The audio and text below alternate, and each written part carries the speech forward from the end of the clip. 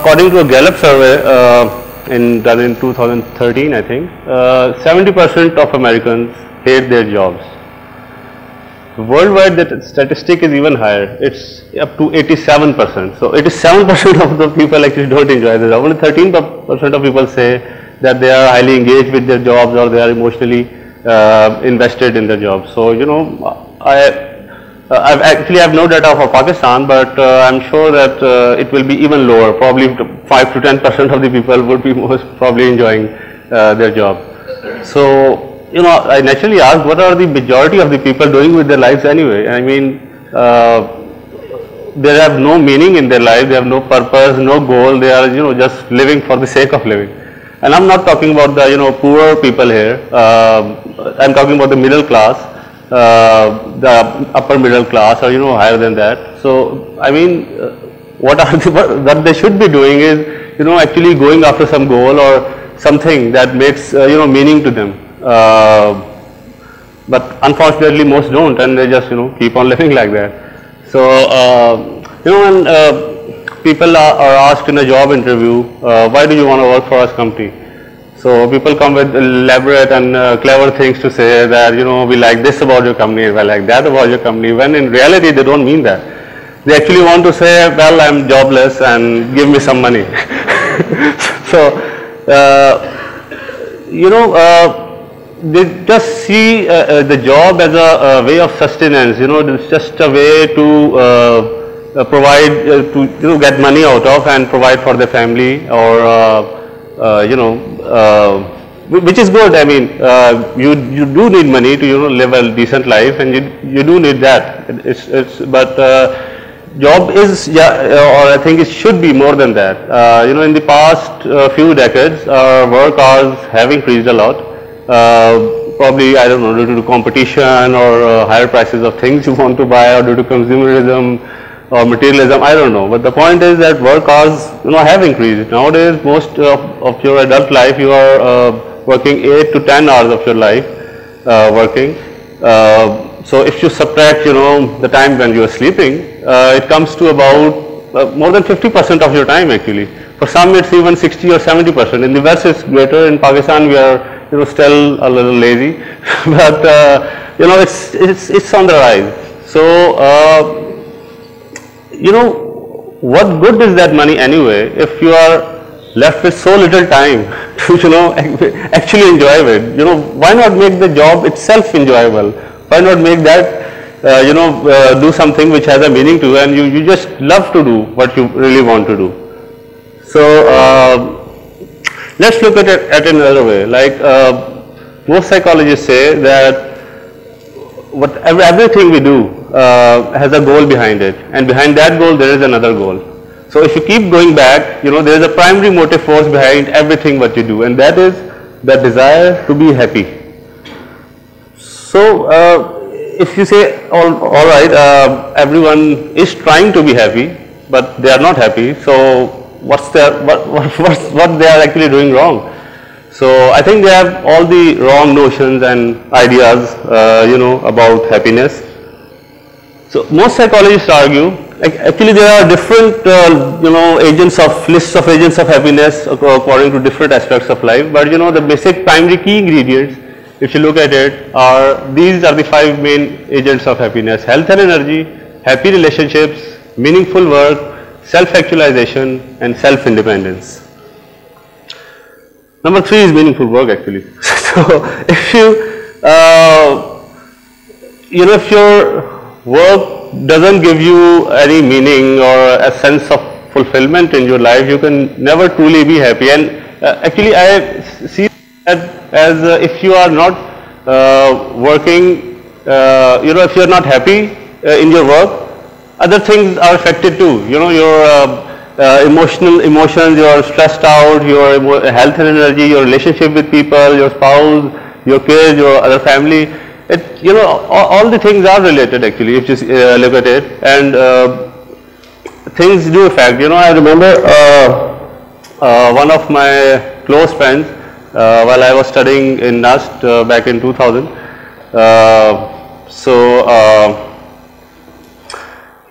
He was one of his qualities was that he loved to talk. He used to argue about everything, debate about everything with everyone, but he was very poor at studies. So we were doing software engineering together, and he was one of the poorest in his class, and due to that, his parents used to constantly taunt him or be angry with him, and said that you are a failure basically, and he naturally assumed his role of being the last bencher of his class, and he didn't care about his future anyways.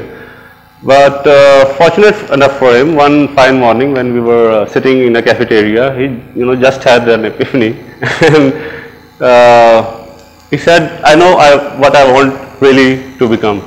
So I said, what is that? So he said, I want to become a lawyer. So it was totally opposite of what he was doing at that time.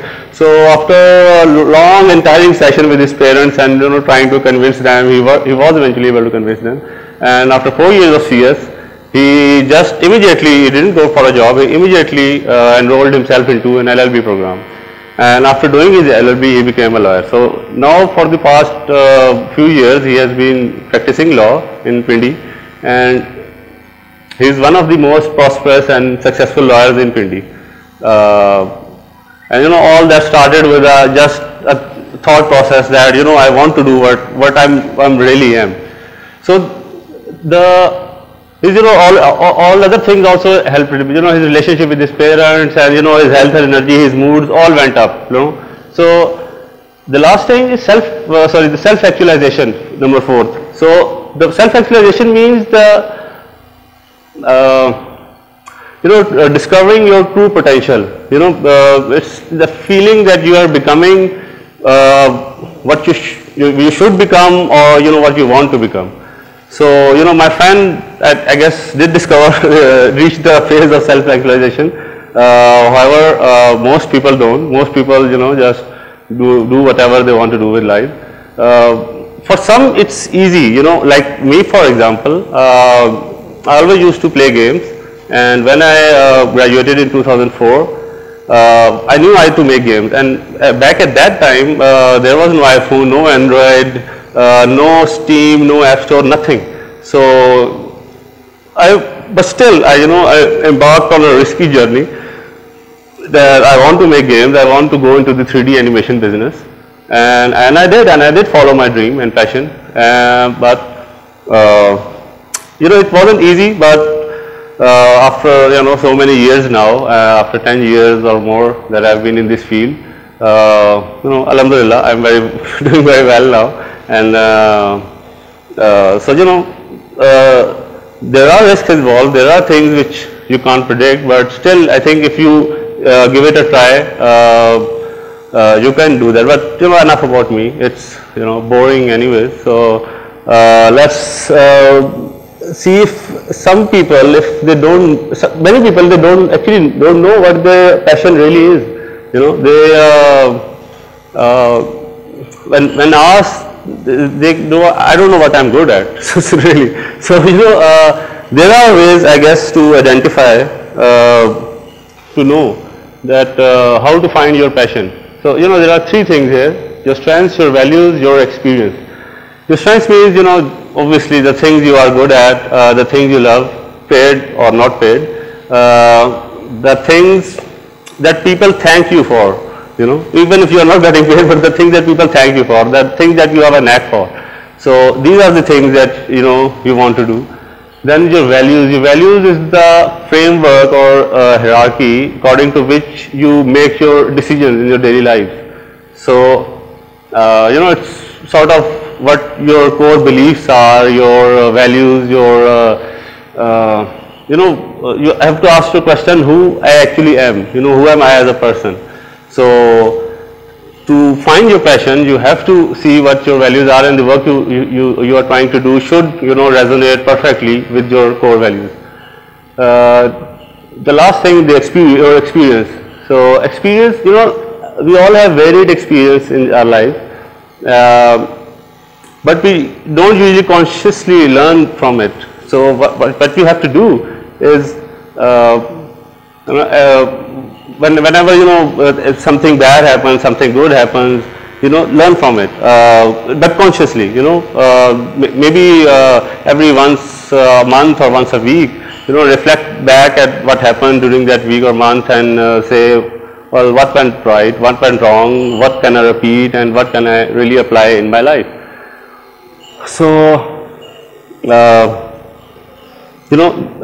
one of the things. So you can, by deliberately and carefully studying these aspects of your life, you can definitely, find out things that you care about and which, makes you alive and by which you are inspired about, which, makes you drive. So it's not that you are going to change the world. It's only for yourself. Well, sometimes your goal can be to change the world, but still it will be to satisfy yourself. Like they say, altruism or selflessness is a deception. If this is the last day, should I be doing this or not? So then you will realize what your passion really is. So, but the last thing, there is also one last thing that people ask, okay, can we make money out of it? We know what our passion is, and doing what we love is important, but how can we make money out of it? For starters, I say that even if you don't make enough money, it will still be better to be happy throughout your life and obviously you need some decent amount of money to live, but even if you are not that rich enough, so according to your social circle or your friends, I think you will still be okay. But okay, let's suppose you do want to make money out of it. So what do you do? So are there any ways to make money easily out of them? So it's not there, its answer isn't that easy, but but some fields are easy enough. So like if you want to do software, if you want to become a software engineer or a doctor or lawyer or something like that, it's easy to make money out of those things. You could just start those jobs, or you could just start those businesses. But some fields are difficult, like if you ask someone and he says, well, I want to travel the world. So by mere traveling, actually you won't make any money. Actually you will be spending money instead of getting one. So what do you do? So for that, I will categorize your passions into two categories: inputs and outputs. So outputs are the things which has some value to other people too, which you can provide as a service to other people. Like if you are a software engineer, you can make a software. You like to make software, but you sell it to the other people and they give you money for it. Or if you are a doctor, you sell your medical expertise to other people. So that's easy. The second thing is input. The input is the passion which only gives meaning to yourself, which only satisfies yourself. Like if someone says, I like to do traveling, so it doesn't give any value to the other person. Or someone could say that I just want to, I don't know, play games all day, or watch movies all day, or do deep sea diving or something, I don't know. So it can be anything. So it has no value. So what can you do about that? So basically what you want to do is you have to convert your inputs into your outputs. What you do is you start doing what you love, you start to enjoy it, and you follow your bliss, you get filled with that spirit of what you are doing, and with that spirit you get creative ideas and insights about what to do. This is one of the main process by which you can start off in the right direction. I've seen it many people, that when people do what they want to do, everything about them goes up. Their energy levels goes up. They're easy to connect with. They are highly engaging person. They are motivated enough, and all those things. So, and it's good for business. I mean, if you are doing all those things. But have a conscious mind about that. It's the outputs that will give you money, not the inputs. So you have to convert it somehow into outputs. Like, for example, take traveling. Like I said, traveling. So how can you make money out of traveling? So there can be many ways, I guess. You can be a travel guide. You could write travel guidebooks. You could write travel biographies. You could, I don't know, even join PIA or for an air hostess or steward, and fly to many countries and make money and see the world. or you can join National Geographic team as a porter. I don't know. There are so many ways. So if you really like to do, if you do what you love to do, the possibilities are endless. There can be many things which you can do. Like Jim Rohn, an American entrepreneur and public speaker, said that you are the average of 5 person around you. So surround yourself with the people who inspire possibility, the people who are doing your job. Connect with them, get their experience. What difficulties did they face? Get things out of them. And it's the age of internet. You can connect with anyone anywhere in the world. So it's really easy. So that's that. But some inputs are really difficult. Some inputs you can't just work smartly about them and expect to make them money. For that, it's just one thing. You just have to practice and work harder and become the best in the world. There is no other solution for that. There is no other smart solution for that. If you want to do sky jumping, so you won't get any money for sky jumping. But so some people also say that everyone has a different social background or structure. So some people have to do boring or uninteresting jobs. Many people have to do 9 to 5 jobs. So I say to them, okay, just do it. You do a 9 to 5 job. You come home. You spend 4 hours with your family. You have dinner. Watch a little bit of TV, not too much. So, but you still have, from 9 p.m. to 1 o'clock at night, you still have 4 hours each day to do what you want to do in your life. You can practice what you want to do.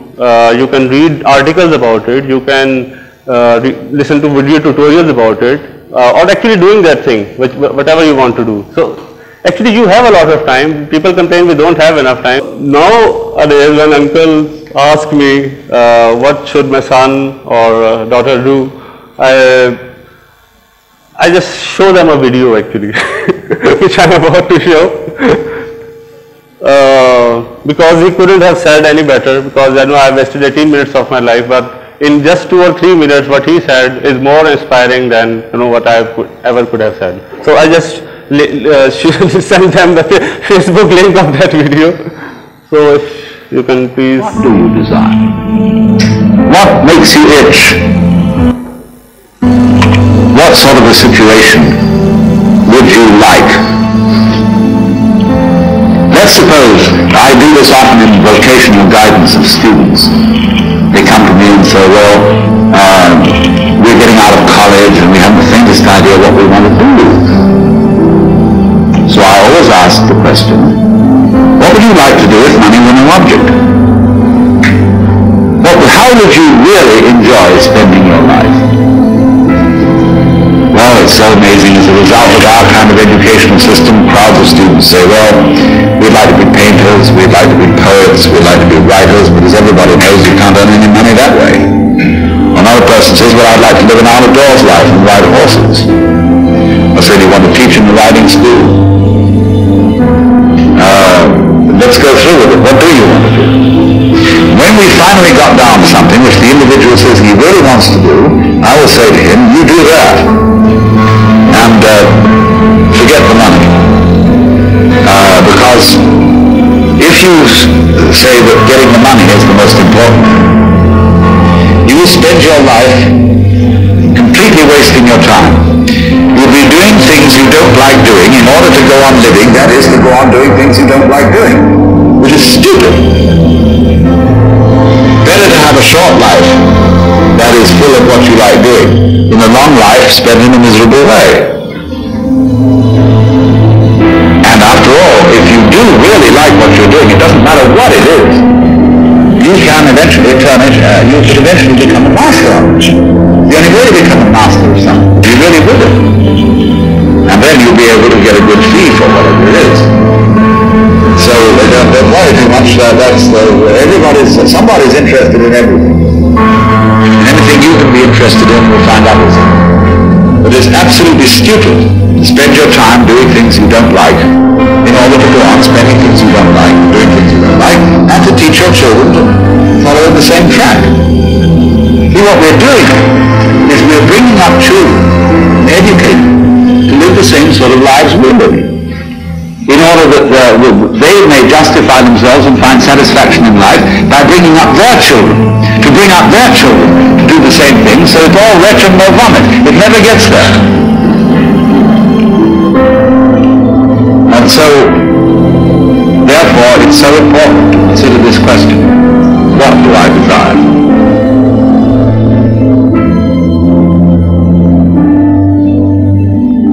The speaker was actually Alan Watts. The speaker was actually Alan Watts. He was a British philosopher, and you should read his books for inspiration. So thanks a lot. Thanks for listening.